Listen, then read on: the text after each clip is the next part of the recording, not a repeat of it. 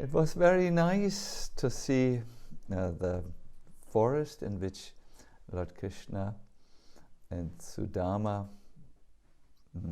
persisted and stayed during that monsoon storm, because it makes everything so real. And in the same way, these pastime places which we see in between, yesterday Ter Kadamba, today we started with Govardhan, from the place where we usually give our retreats from that perspective, and now Airavata Kund.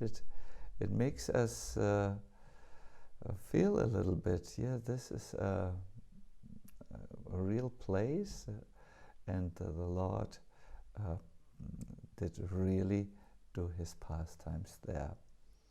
At least, at the very least, these places, when we visit them, give us some impetus, some inner awakening call. Oh yes, let me see about Krishna's Lila.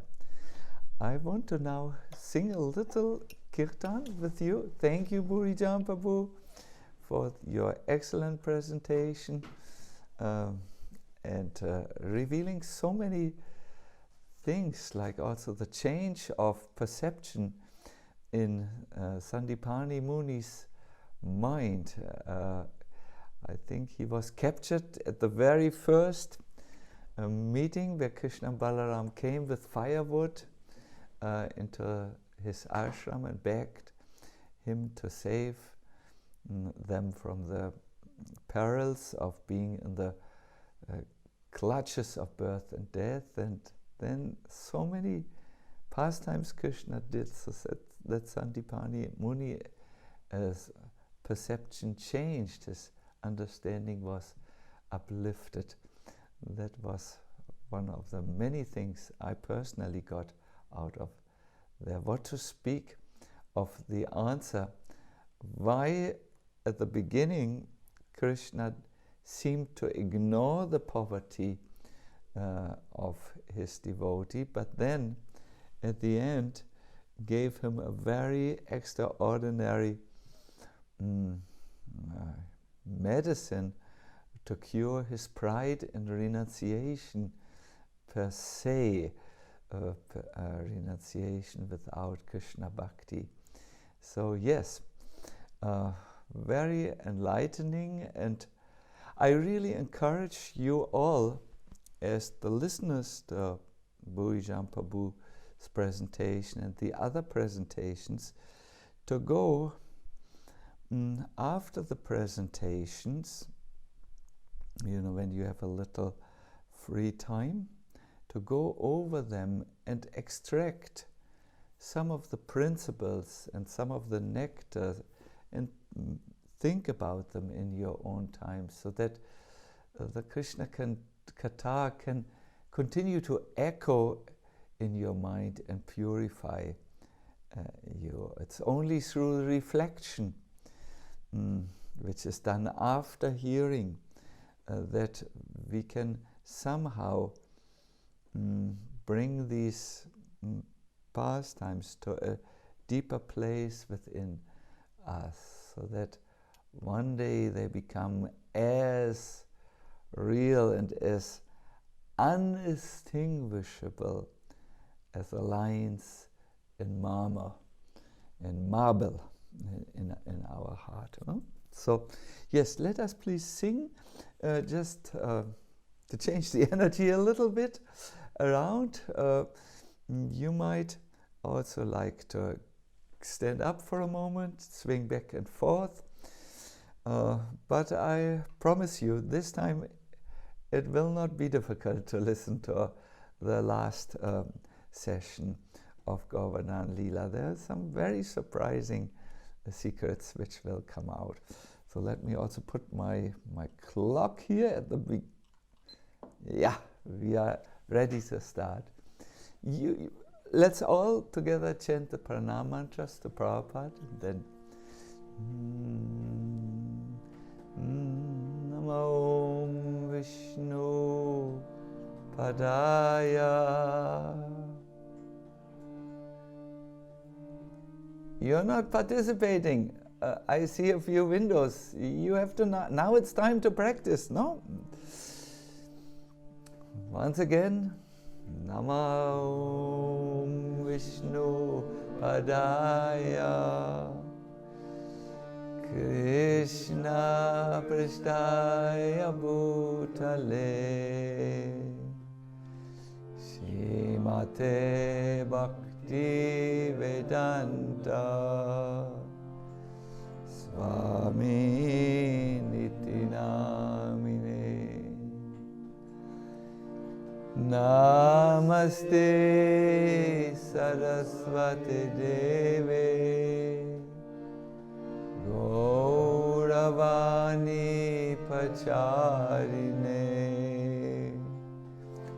Nirvishesha Shunyavadi Paskatyade Satarine Sri Krishna Chaitanya Prabhu Nityananda Shri Advaita Radhara Shivasari Gaur Bhaktavinda Hare Krishna Hare Krishna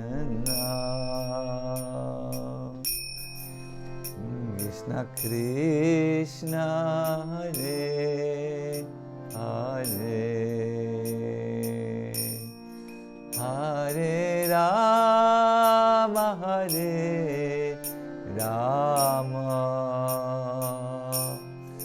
Rama Rama Hare Hare Hare Krishna Hare Krishna Krishna Krishna Hare Hare Hare Rama Hare Rama Rama Rama Hare Hare Hare Krishna Hare Krishna Krishna Krishna Hare Hare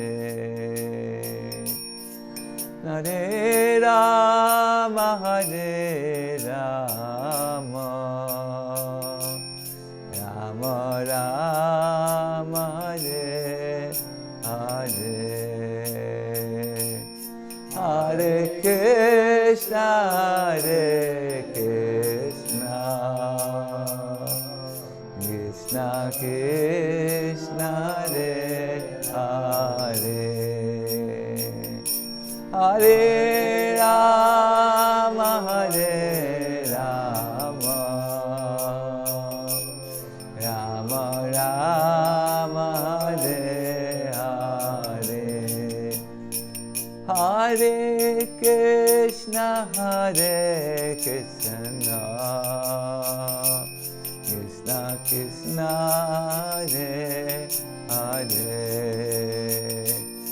Hare Rama Hare Rama Rama Rama Hare Hare Krishna Hare Krishna Krishna Krishna Hare Hare Hare Rama Hare Rama Rama Rama Hare Hare. And everybody, one last time, preferably from your heart. Hare Krishna Hare Krishna Krishna Hare Hare Hare Rama Hare Rama Rama Rama Hare Hare.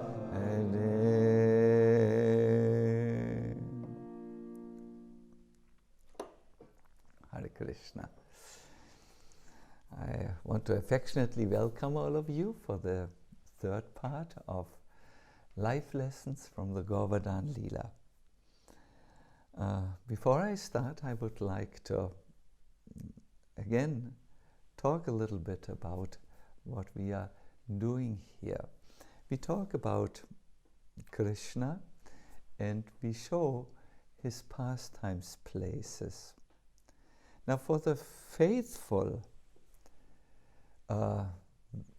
looking at these places and hearing about Krishna, this acts as a means to increase their faith and perhaps help them to connect with feelings of gratitude towards Krishna, of affection maybe, of wonderment. Wow, he's so special. For the faithful, this hearing and then visiting, at least in our mind, these pastime places, this increases our bhakti and hopefully instills some devotional feelings which are necessary to anchor our bhakti so that it will not disappear so quickly. But many of us have not yet faith in Krishna Katha and the pastime places. Everything seems to not go as deep as for some of them. But please take courage. It will work. I remember a few years ago, I was in Vrindavan town, and the devotees, knowing that I speak the German tongue, the German language, said, "There's someone from Germany here, please talk to him." So they brought me in contact with a scientist from Germany who had a leading role to play in the Max Planck Institute. Those of you who know the science of physics know that Max Planck was a colleague of Albert Einstein. He was really a high-ranking scientist, and there are institutes which he formed. And my person, my contact was working in one of these institutes. And he was clearly on what we call the mental platform. Oh, he said, "I don't know how I got here. There are no proper hotels in Vrindavan. But somehow I got here, and can you just show me something of Vrindavan?" So I said, "Yes, with pleasure." And I decided to use the atom bomb of preaching. I took him smilingly to Keshi Ghat, and then I said, "Here's the sacred river Jamuna. Let us take a bath." He said, "Oh no, I will not take a bath in this river. I know when I enter there, all the chemicals which are drifting there, they will eat up my hands and my limbs, and I will suffer from intolerable diseases like diarrhea." I said, "Watch me taking the bath." So I put my things to the side, put on a gamsha, and I took some drips of water on the of the Yamuna on my head. Then I looked at him, and I took a handful of Yamuna water, bringing it to my mouth, and said, he was, don't drink, don't drink, don't drink, you will die. And I touched it with my lips and smeared it over my head and said, I'm still alive. Then the bath came, and he watched me with wide open eyes, ready to call the ambulance. And I came out. It was a very blissful bath, really wonderful. And I said, so, what was this all about? I wanted to show you, by giving you a memory that you will hold in your mind for a long time, that for the faithful person, the experience of Vrindavan is one thing, and for the person who is not yet convinced about spiritual matters, it's something else.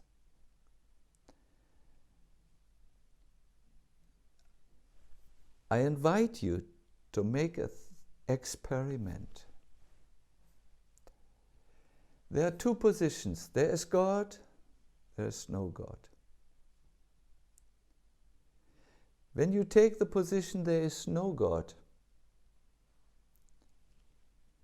you will live a life in that circle, in that understanding. When you take the position there is a God, there is Krishna, there is Holy River, you live a very happy life, like you can see the people here in Vrindavan.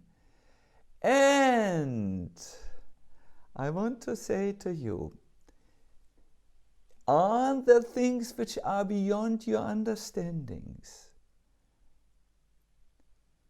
Does anyone really understand quantum physics? Albert Einstein said, or no, Max Planck, I remember.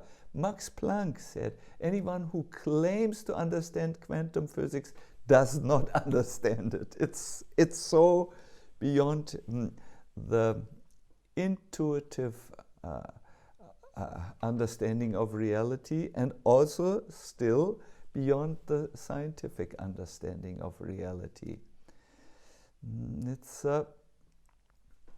So why don't you invest in this position? There is God, have a faithful, blissful life, and maybe you will be convinced that there is a God. He said, Mr. Monk, I take your point. Then I brought him to some other places which were digestible for him. Radharaman temple, very elegant. We parted ways, and 4 months later, both of us were back in Germany, I received a letter of my science friend. His first name was Carsten, the last name I don't know any longer. And he said, I have not forgotten what you wanted to show me. My sister had died 2 weeks ago, was it? Yes, 2 weeks ago. And after this I was grieving, and I was in my bed one night, and my sister came. And my sister said, you fool, look at me, I'm here. I've died, but I'm continuing on. And I want to tell you, there definitely is a God by whose mercy I'm continuing on in my life. So I'm shaken. I write these lines to you to give pleasure to your heart. Please know that what you did, what Vrindavan did to me, was very useful for my spiritual awakening. I will definitely now start to read.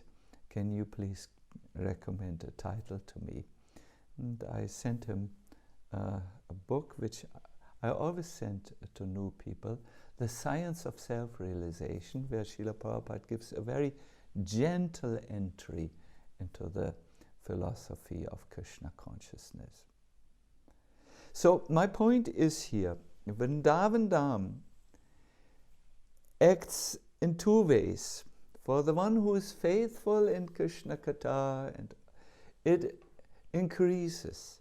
But even if you are new to all of this, and it is still quite challenging at times, it acts on your heart and it will give you the realizations which are important for you to take your next steps in Krishna consciousness.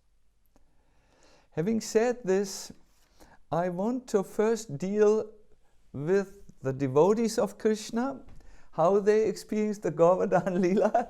Then I want to go to Indra and explain how he experienced the Govardhana Lila. And I think it will be quite interesting. So we remembered, we left off when Krishna lifted Govardhan hill. Remember, he went to the southern part of the Govardhan hill, the southern edge, and from there a tunnel manifested. He went right under, and he then started to carry Govardhan. Here he is. The mountain you have to see with the eyes with the eyes of your mind. And he called out, "Come, mother, come, father, come. Elders, oh venerable elders, please tell everyone. The mountain is up as your protective umbrella. It will be your umbrella. Come, everyone." And everyone followed the order of the Lord and went towards Govardhan. But when they saw Krishna lifting the hill, they couldn't imagine to enter under. It was too. It seemed to be a shaky situation for them. In fact, Mother Yashoda stopped everyone from entering. She called out, "Can't you see my little boy who does not know his own limits will not be able to hold the mountain?" So when Krishna saw his mother sabotaging his Leela, he was slightly irritated, like a boy who doesn't like that the mother always bemothers him. And he called out to everyone, "Don't listen to my mother, who is simply afraid that Giriraj will slip from my hands. Come immediately, it is very safe." And later he used to say that Giriraj has become, there was a question, how can he lift this hill? And Krishna said in his joking way, he flies. We all have seen he is a devata who was eating all our preparations with thousands of hands. He can perform miracles, we all have seen. So he easily flies in the air. At this moment, Srimati Radharani turned to Vishaka and she said, "Oh Vishaka, my dear Vishaka, look how Krishna puts his right hand on his hip, and he has such a bright smile, even by holding this huge hill. The brother of mountain Mandara and son of Drona, Giriraj, He's just smiling. The bumblebee of his glance touches my heart and causes it to tremble like a flower who is moved by the bumblebee. So at the moment when Radha looked at Krishna and Krishna exchanged glances with her, Krishna's hand began to tremble. By now everyone was under the hill and they all noticed that the mountain became shaky, just like Yashoda had predicted. And Syamala, another gopi, came to Radha and whispered in her ears, "Don't look at Syam Sundar. You're disturbing his weightlifting activity. The weight is lifting, he has lifted, is trembling. Can't you see that you cause serious difficulties with your very eyes?" This went on. There were many loving discussions like this going on.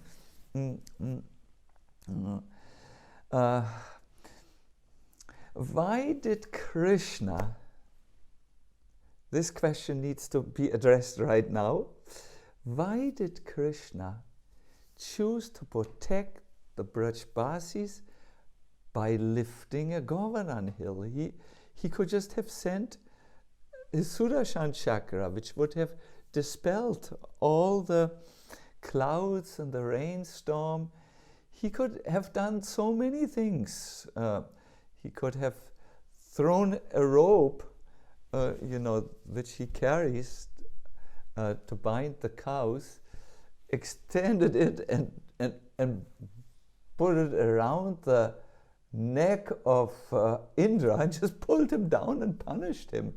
There were many, many things, and I don't want to bore you with creative solutions to the problem. There are thousands of other ways to protect the Brajbasis. Why did he hold the Govardhan hill, and why for 7 days? Could he not have ended Indra's vicious attack with the rain and so earlier? Well, he had one thing in his mind. He understood that every day most of his devotees became very sad when he left the village of Vrindavan. Only the cows, first the calves, then later the cows, and then at all times the cowherd boys were with him. But he left the village of Vrindavan every day. The devotees felt so much of separation from Krishna that they fainted for misery. If you see Krishna once, you will never forget him. But these devotees lived in the same village with Krishna. But then when Krishna disappeared, went out of the town's gate into the forest, they suffered, what is the word? Excruciating pain. Excruciating pain. It was tormenting their hearts. They fell over each other. Yashoda cried helplessly. Nanda Maharaj lost his temper. Krishna is so attractive that the cowherd boys who walked with Krishna through the forest were so irritated when they only saw Krishna, did not see Krishna for a millisecond. That was the time when he passed by a tree and they only saw the tree and not Krishna. Then Krishna came fortunately into their view again when he had passed the tree. My dear devotees, Krishna's attractiveness is very, very very great. Great saints have left the world. Rich men and kings have left everything behind, just to be more, to welcome Krishna in the core of their heart. It is the greatest project. Many Hare Krishna devotees have left untold riches because they could feel, even at a new stage in their life, the attractiveness of Lord Krishna, so that they left the world behind with all their comforts. Some of them come from very rich families and had been placed in very high positions, but they could understand, no, this is much better, Krishna. Both sadhakas and siddhas, that is, practitioners and perfected, have responded to Krishna's attractiveness. Therefore, let us now go under the Govardhan hill a little bit. No, I have not explained the point. So Krishna knew every morning, most of the residents of Vrindavan thought, I wish I could be with Krishna all day long, but he leaves for the forest. So Krishna had taken note of that desire, and therefore he thought, what if we are together for 7 days and 7 nights? That would be wonderful.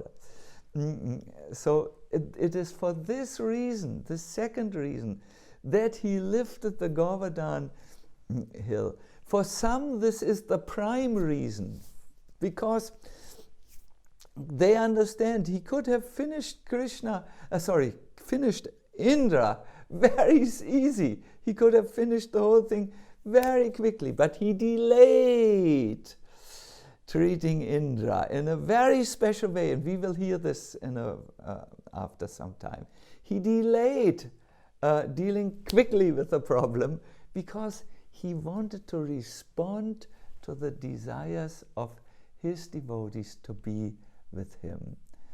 So how did he do it, and what went on under this hill? There is a verse which appears in a collection of verses by Rupa Goswami, Padyavali. It's verse 265 for those souls who like to read it again. It explains how Krishna realized his plan to exchange love with his devotees. Here is the verse for you. Satrashati Yashodaya Priyaguna Pritekshanam Radaya. Oh, I just noticed not everyone, including me, understands Sanskrit, so I will immediately go to the English. When Krishna was holding up Govardhan, Yashoda looked at her son with a mixture of fear and great distress. Fear that the mountain would fall down from her Kanaya's small hand. Such a huge mountain, such a small hand. And mental distress from wondering how her weak little boy could hold up such a huge mountain.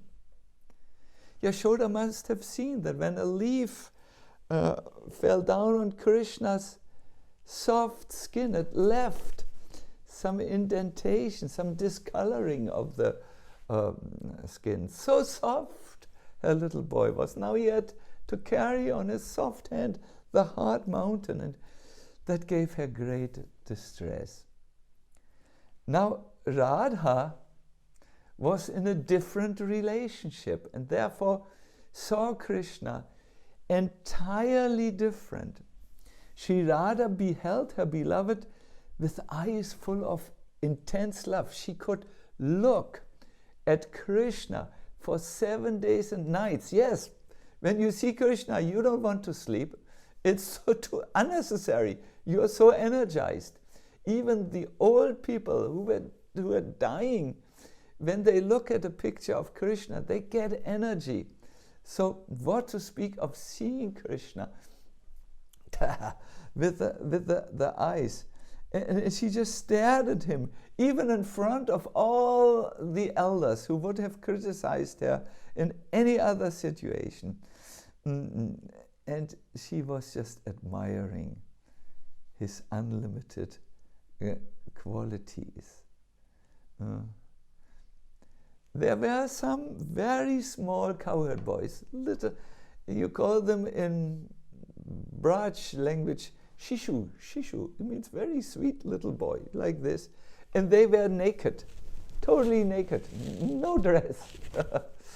Just a little rope around their waist. And they looked at Krishna lifting the Govardhan hill. And with their little soft, indistinct voices, they said, "We can help Krishna, we can help Krishna." And they took their sticks, little naked boys, and brought them up to hold the mountain, but it was too small. They were very small. It didn't reach. So they were standing there still wanting to help Krishna.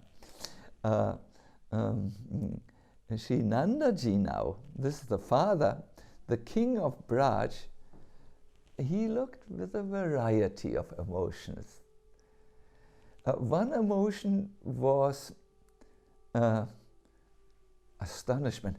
I mean, this is 7 miles long, this mountain. How can a small boy hold this? Another emotion was, let me get this right here, fear. What if something happens to Krishna? And then there was great pride in his heart. He sometimes looked to the Brajvasis, the others, and said, "Look how strong my boy is."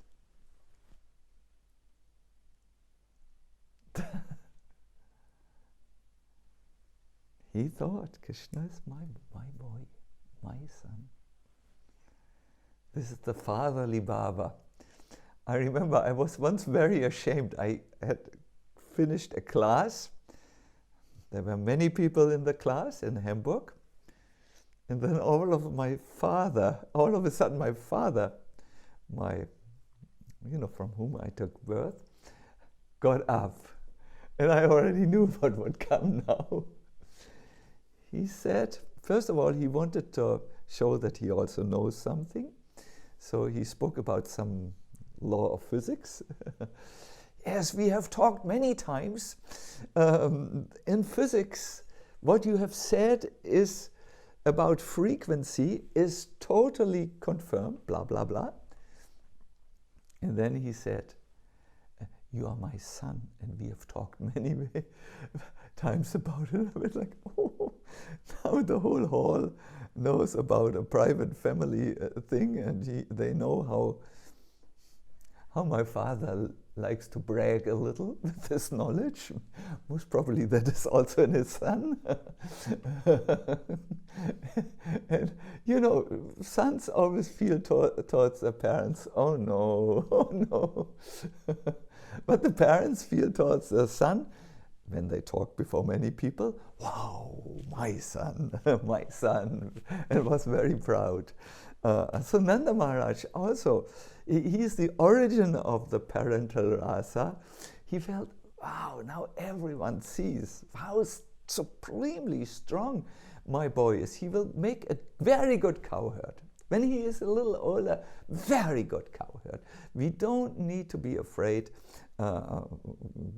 entrusting our cows to his care.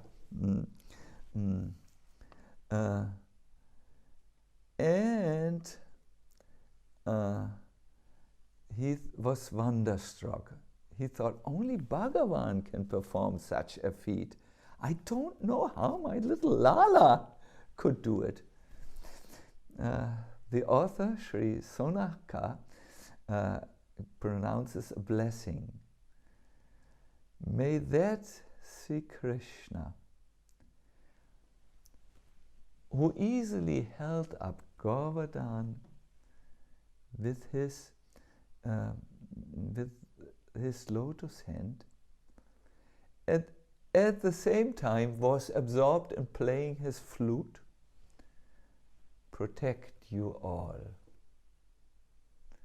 You might ask, well, Krishna lifted the Govardhana hill up for flute playing.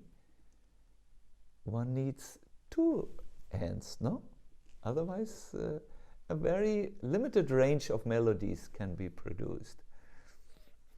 That's in your case, not in Krishna's case. Krishna's flute plays even without Krishna blowing into the flute and moving his hands over the holes. When the wind comes into the flute, it produces extraordinary melodies on its own. It's a servant of Krishna who can make the impossible possible. The flute is a conscious living being. So in this way, you could see that underneath the mountain there was a big festival of love going out. Jiva Goswami describes it in Gopal Champu like this. While outside there were great rainstorms, roaring wind, hard hail, ice came down, thunder and dark clouds, which caused suffering. Inside, there was no rain. There were sweet voices. The Vrajbasis would talk to each other. See Krishna, see this aspect of Krishna. There were pleasant breezes. Krishna arranged that there were good air coming back and forth. There were attractive songs. They would sing. There were rays of light. And Krishna, with his remarkable beauty, produced extraordinary happiness. Yes, there was outside, there was going on one thing, and inside there was going on something else. Let us go for a moment to the outside. As Indra was sending down these clouds, he observed from high up what was happening, and he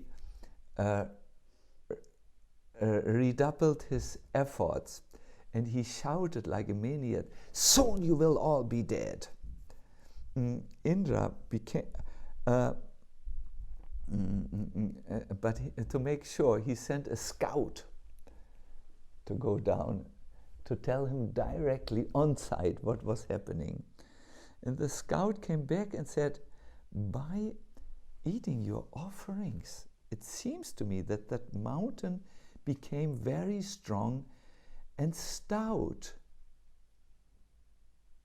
Yes, said Indra, I don't care so much about the mountain. What's with all the people, the animals?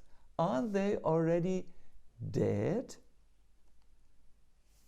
The scout said, we didn't see any animals and people. They must have been burned by your Braja. Not Braja, your Vraj. No, what is it called? Vraja. It's a thunderbolt. Indra, he's a very intelligent being, felt a little doubt. What, you didn't see anyone dead? You didn't see anyone? Go again and tell me after looking very carefully. So the same scout returned, and this time he saw underneath the mountain a whole subterranean town, fields, pools, happy people,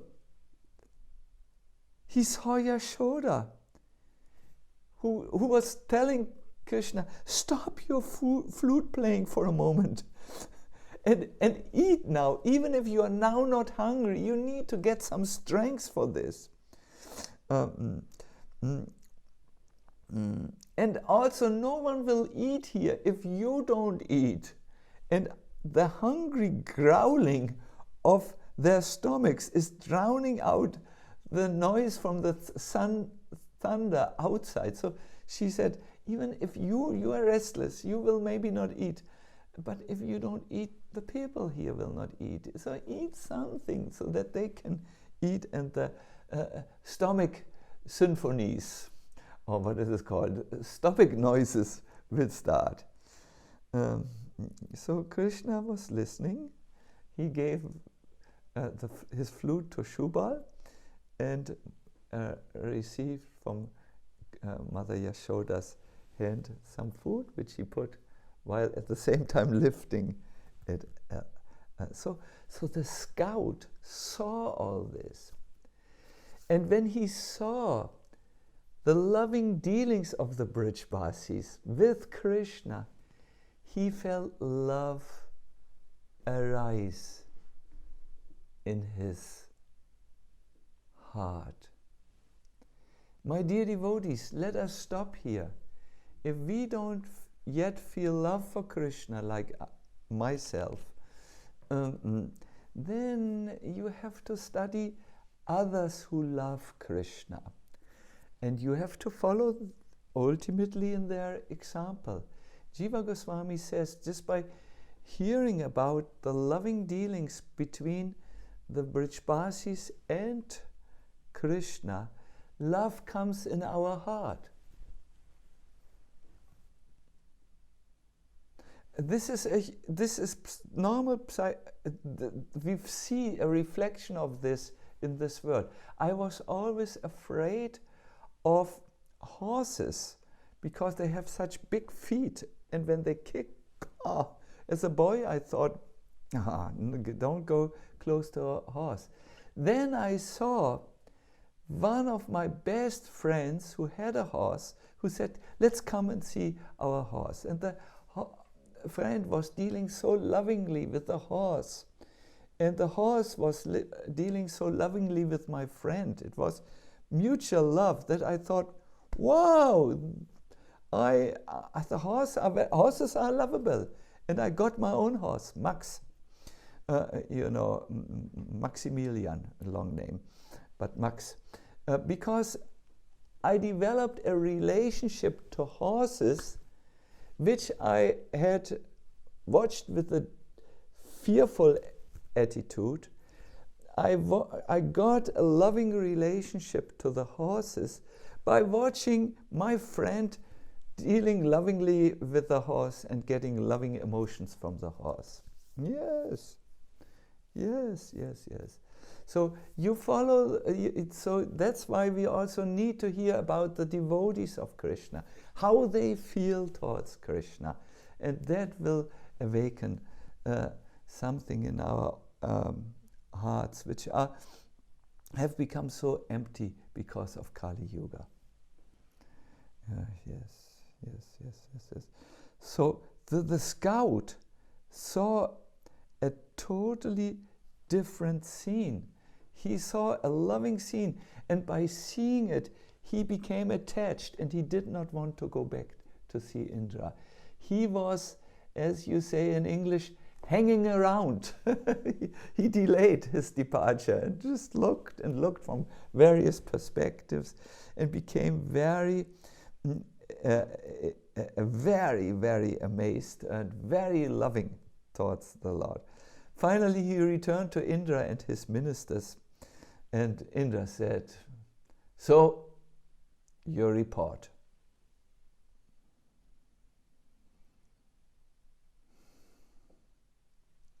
The scout said, I'm sorry for my news.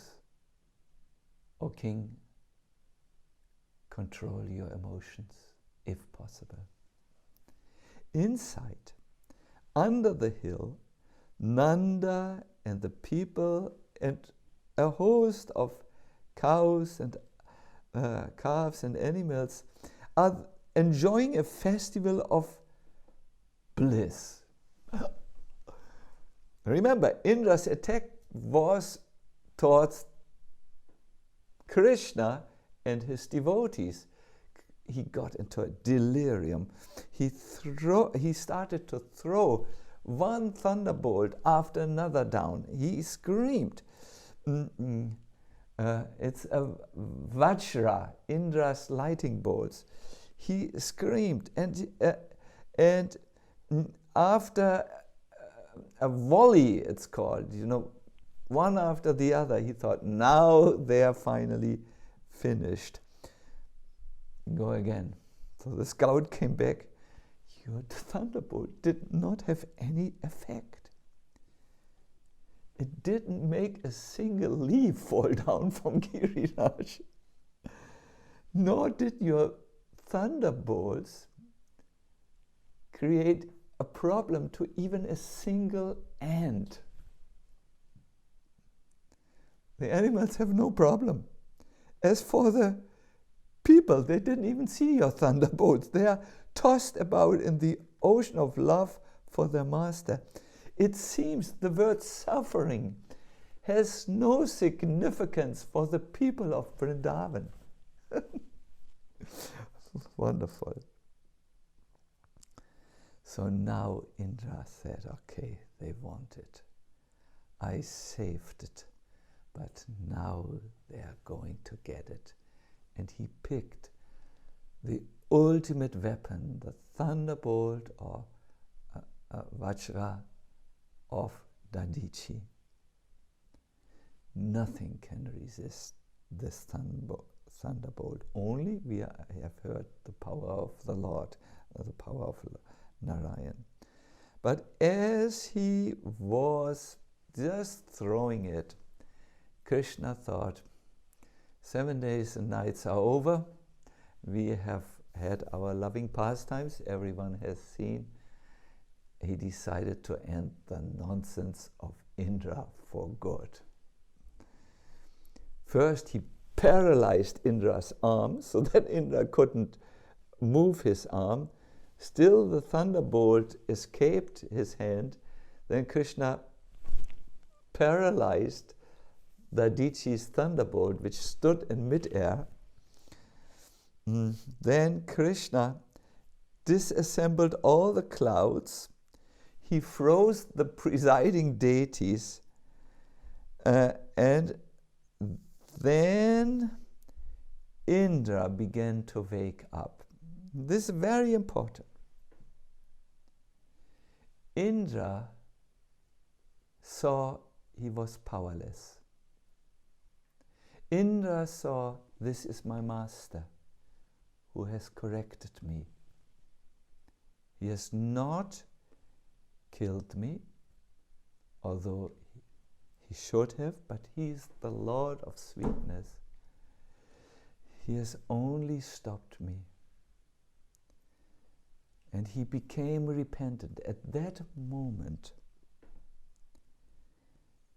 came a servant of Kamsa. He was a yaksha.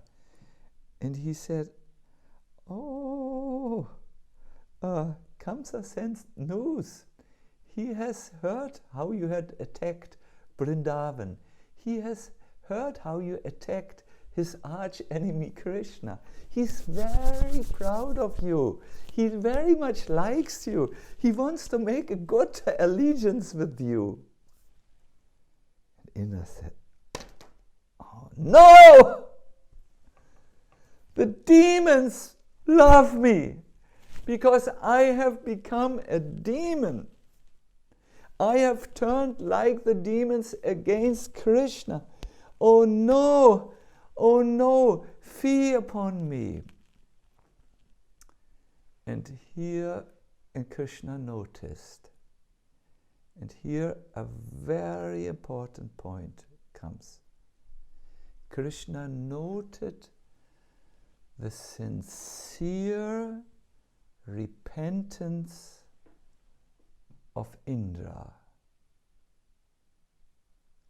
When Krishna sees a conditioned soul repenting his wayward ways, his, going away from Krishna, this feeling of repentance, oh, I did wrong, I made a mistake, I joined the side of Krishna's enemies. What now? What now? When Krishna sees this sincere repentance, he makes an arrangement. My dear devotees, for all of us, it is good if we can arrive at this spiritual place, being repentant for our foolish ways, being repentant of our envy, of our pride, of our materialistic attachments. It doesn't mean that you become super first class. No, you may still be attached, you may still be, but your heart is not in it any longer. And Krishna wants your bhakti, your devotion more, and he became active. And what I will tell you now is directly from, I never knew about this. Much of this class I have to give, I listened to Indradumna Maharaj, and he told me told something where I started to take notes because I had not heard it. Krishna thought, what should I do now with Indra? He's repentant. How can I help him? He immediately forgave Indra. Krishna forced Indra into a trance in which he was freed from the mode of passion. Indra was no longer trembling with anger.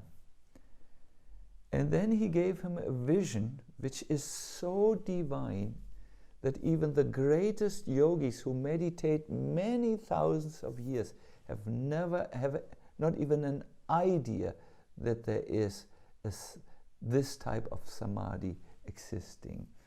Indra saw Krishna upon 1,000-petaled lotus. He saw him dressed as a cowherd boy, a small boy, ornamented with jewels and garlands. And Krishna had a firm grip on his flute, whom he loved. He loved his flute so much. And that vision of Krishna's bluish black form removed all the ignorance in Indra's heart. And by Krishna's mercy, he could remember a very special prayer that his own spiritual master Brihaspati had told him way back in the past. My dear devotees, and my dear skeptics, I'm addressing those who stumbled into this call. If you can look at Lord Krishna's form, the deity form, while you do devotional activities like chanting japa or kirtan, that transcendental form will act in the heart to remove the long-lasting ignorance. Looking at Krishna's form is very good. What you can do also is think a little bit of interior design. In other words, do some changes in your apartment. Have you seen when you look at Burijan's screen? Bhuijambabu screen. So many pictures are there and photos of Vrindavan and things which remember him, remind him of Vrindavan. So put some good photos, some good pictures up. This will act in removing your ignorance. This is a Udipan. So in this purified state, he could remember. He could remember the things which he had forgotten. That prayer. This is a powerful prayer. It has been revealed by Krishna to Brahma. Brahma gave it to the 4 Kumaras. The 4 Kumaras gave it in Pushkara to Angira, and Angira gave it to Brihaspati. And when Indra was fighting his war against the Vritasura, you know that demon, Vrita means a circle. He encircled everything with his power, and he was losing the battle. Brihaspati had come to him and said, I give you a prayer. By the power of this prayer, you will be victorious. So it is said that a person who regularly recites this prayer will attain pure devotion and will become an associate of Lord Krishna in his next life. And in this life, now, he will be free from miseries. No fear of any panic. And panic here, what is it? Epidemia? Pandemic. No fear. He will be free from miseries of birth, death, old age, disease, and death. I'm reading. And even in his dreams, he will not see the god of death, Yamaraj, and he will also not see the servants of Yamaraj at the moment of death, because he will go to the abode of Krishna. Would you like to know this prayer? You are all muted, so you cannot say. I see, let me see if you have an eager expression in your face. One needs to be very eager to receive the prayer, otherwise it will not work so much. It's an amazing prayer. It's very long, and I personally believe, based on the Skanda Purana, that all the benefits which you can get from austerities, from prayers, from studying Shastra, it can be obtained from chanting the holy name, because the Lord has given all his power into the holy name. So there is all the power you need in the holy name. So if you allow me, because of the short time, and if you I will just summarize the prayer. In the beginning, Indra says he appears, the prayer says, the Lord Krishna appears in yuga after yuga, age after age, and in various forms. And who is that Lord who appears here in various forms? He is one Lord only. That is Lord Krishna, the son of Yashoda. And he describes something about Krishna. He has an artistic sound in his flute. It's extraordinary artistic. He has indescribable beauty. He is together with Srimati Radharani and other devotees for whom he is more dear than life. He has human-like pastimes in his original abode of Srivandavan. And he does many things. In these pastimes, you sometimes calm, you know, Srimati Radharani's hair and put luck on her feet. You sometimes even chew the betel nuts that are already chewed by her. And sometimes you will sit with her in a secluded grove where you cannot be found. So he talks about these Leelas. And then he says, "O Supreme Personality of Godhead." I think you can also, I will say it very slowly so that you can enter the spirit of this prayer.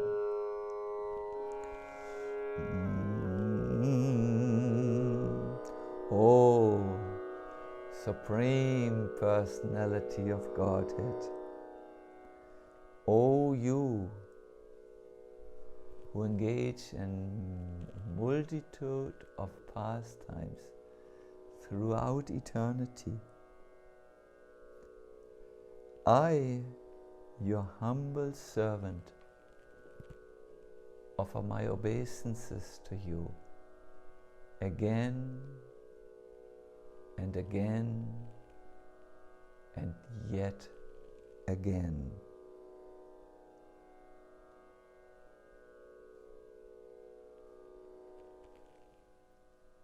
After he had ended the prayer, this vision which he received in the trance which Krishna gave him disappeared. He came out of his trance and embarrassed, he thought, Krishna is my master. He has appeared as a cowherd boy and hauled up the mountain. No one can therefore harm Govardhan or the Brajavasis again. So filled with remorse and weighted down by hundreds of sorrows, he boarded his celestial airplane and he left Braj to go back to his abode. Later he had many thoughts about what had happened. He came to Krishna, taking his permission. My dear devotees, I have called this life lessons of the Govardhana Lila. Where can the devotees find this prayer? I will send it to Prashanta, and Prashanta will put it on the Vrindavan. I suggest I can send it to Prashanta, this prayer. No? Type it and send it to Prashanta. So, it comes from the Brahma Vaivarta Purana. It is known to me only in the English language, but I know that Krishna speaks English. I've heard he speaks all languages. So,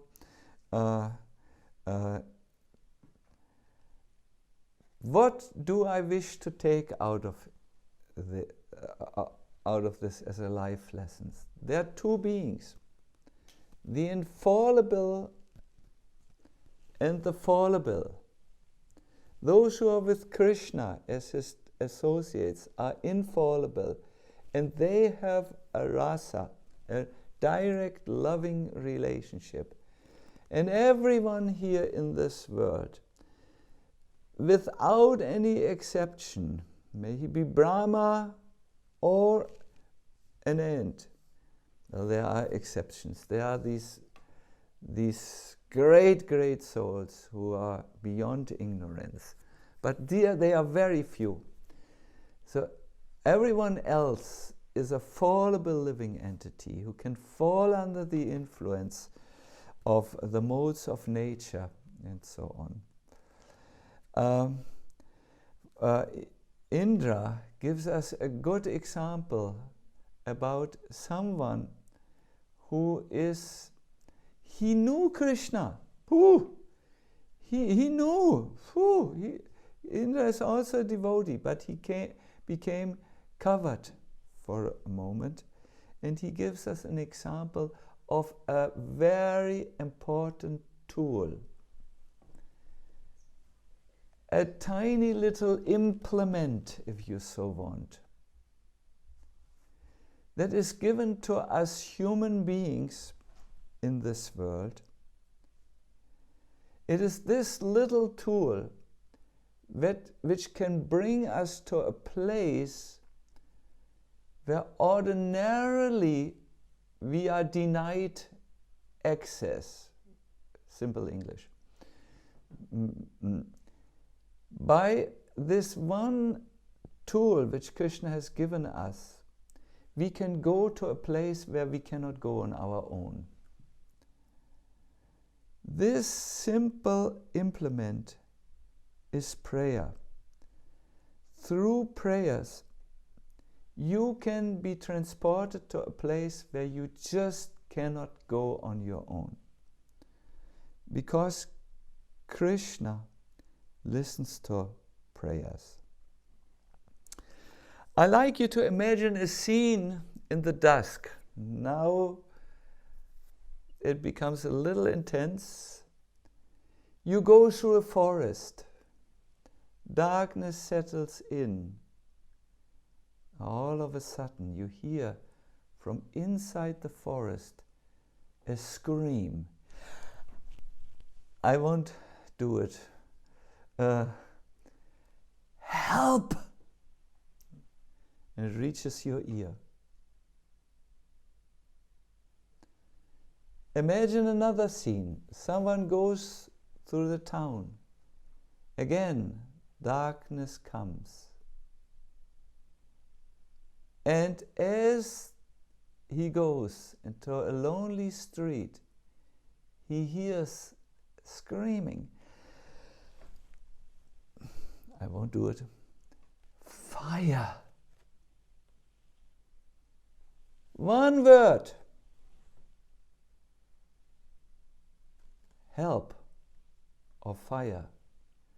What will you do? If you go through the forest and you hear this, if you're a brave person, you will run into the forest. You will pick up a stick as you are running, because you know it's time to remember what you've learned in your Kung Fu lessons. If you are not a brave person, you will immediately turn around. You will run to the next, well, normally people have telephone. You will phone the police. You will say, I heard someone screaming, and come, you know, and so on. You will change everything when you hear this one simple word. When you walk through the town and darkness comes and you hear this one single word, fire, you will also do everything you can according to how you are. You will run into the apartment and see if you can enter the bathroom still and put all the water up and then flood the apartment and take a bucket and throw. Or if you are not such an active person, you will go also and call the fire brigade. No, you will act. One word. Not a lot of philosophy to convince you. One single word changes everything. Why? Because this word has a quality to it, a very particular quality. It's chanted with 100% conviction, chanted or called out. In Old English language, this word has height, depth, length, and breadth. And this is how you need to chant. You need to chant with height, length, depth, and breadth. What do I mean with this? Height refers when you pray or you chant. Pray on your with all your capacities, on full, you know, all your capabilities, all your personality is fully on the heights of your emotion, your presence. You are on your heights. You are on top of this. Depths refers when you chant or pray. Put the depths of your knowledge into it, your depths of your understanding. I am a soul. I'm not the body here. And Krishna is my only Lord, is the only Lord. Put the lengths, chant with lengths. It means you will not stop until the Lord comes, or at least His help arrives. You know, some clarity, some devotees. You know, when someone is in an emergency situation in the forest and screams help, he will not stop until help comes. If someone is trapped in an apartment and there is blazing fire, he will keep on trying to communicate to the outside world by phone or by calling out of the window or just screaming in terror, fire, until the help comes. And breath means when you chant and when you pray, look left and right. So many spiritualists suffer because, as Dadu said, they are the worstest of the fish. They are selfish. Do you remember Burijan quoted Dadu? Dadu, very humble Vaishnav, he said, I'm the worstest fish. I'm selfish. In spiritual life, if you remain selfish and you don't think of the breath, then it is very difficult to make advancement. So remember, with all your mind, chant, don't hold back. Pray, don't hold back. Chant with depths or pray with depths, with all that you know and believe. Chant or pray with length, long enough until the answer comes. And finally, chant with bandwidth or breath. It's with a D, not breath like, but breath. I can only speak like a child, the English language. Think of others' welfare as well. Pray for them as well. Avoid self-centeredness. Hare Krishna.